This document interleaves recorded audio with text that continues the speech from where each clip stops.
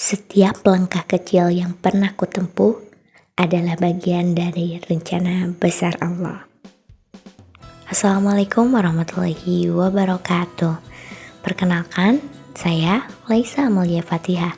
Saya lahir di Tasikmalaya 20 Mei 2006. Saya merupakan anak pertama dari 4 bersaudara.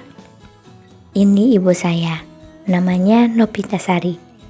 Dia merupakan sosok terpenting dalam hidup saya. Dia adalah perempuan kuat yang membesarkan saya dengan penuh kasih sayang. Setiap saya ingin bercerita, dia selalu hadir. Aku bangga menjadi anakmu, Ibu. Dan ini ayah saya, namanya Didin Saginata. Dia yang mengajarkan saya tentang cinta tanpa syarat. Dia adalah cinta pertama saya.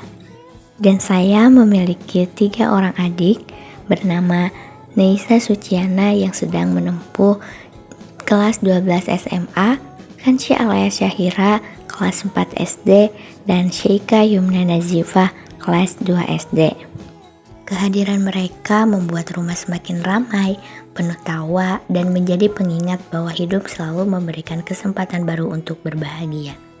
2011 saya masuk Taman Kanak-Kanak Al-Huda Cibungkul. Masa TK adalah masa yang sangat ceria. Saya tumbuh menjadi anak yang penuh rasa ingin tahu, aktif, dan selalu tertarik mencoba hal-hal baru.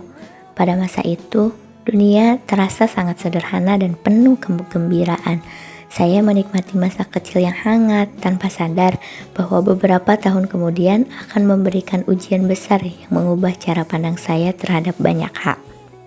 2013, memasuki SD, rasa ingin tahu saya berkembang menjadi keberanian untuk mencoba berbagai kegiatan. Saya mengikuti lomba nganyam, MTQ, storytelling, hingga olimpiade matematika tingkat kota. Salah satu sosok yang membentuk perjalanan saya saat itu adalah Bu Enung, guru yang mengajarkan saya menganyam hingga akhirnya saya bisa mewakili Tasikmalaya ke tingkat provinsi.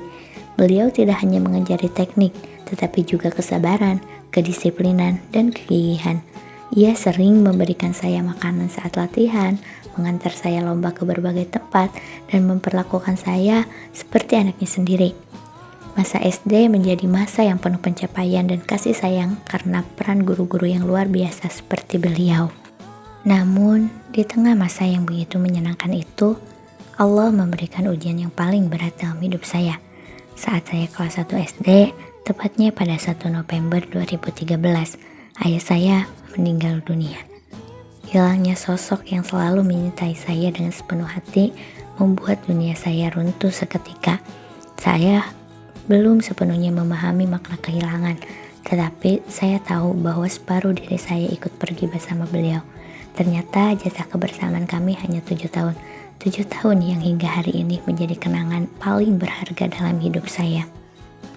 Namun, saat memasuki kelas 2 SD, saya bertemu dengan Triyono.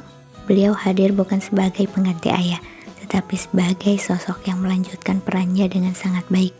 Ia bukan tipe yang mengekspresikan kasih sayang melalui kata-kata, tetapi ia membuktikannya melalui tindakan. 2019, perjalanan pendidikan saya berlanjut ke MTS Negeri 2 Tasikmalaya melalui jalur prestasi. Di sana saya aktif mengikuti berbagai kegiatan, mulai dari OSIS, karate, tahfidz, hingga PMR. Saya bahkan dipercayai menjadi ketua tahfidz selama 1 periode. Meski masa MTS saya bertepatan dengan pandemi sehingga terasa singkat, tapi banyak pelajaran berarti yang saya dapatkan tentang disiplin, kepemimpinan, dan juga kedewasaan. 2022, saya melanjutkan pendidikan ke SMA Negeri 6 Tasikmalaya. Masa ini adalah salah satu fase paling hangat dalam hidup saya. Saya bertemu teman-teman yang baik, suportif, dan saling membantu. Kami melewati hari-hari penuh ceria yang membentuk saya menjadi pribadi yang lebih matang. Kini saya sebagai mahasiswa pendidikan matematika Universitas Siliwangi. Meskipun ini bukan kampus impian saya pada awalnya, ternyata Allah menuntun saya ke lingkungan yang penuh kebaikan, teman-teman yang positif, dosen-dosen yang membimbing dengan tulus, serta suasana akademik yang mendorong saya untuk berkembang. Dari seluruh perjalanan ini, saya belajar bahwa takdir Allah tidak pernah keliru. Hidup mungkin tidak selalu berjalan sesuai harapan, tetapi selalu berjalan sesuai kebutuhan. Kadang Allah mengambil sesuatu untuk memberi ruang bagi sesuatu yang lebih baik. Kadang Allah menjauhkan kita dari rencana kita sendiri untuk membawa kita pada takdir yang lebih matang, lebih indah, dan lebih bermakna.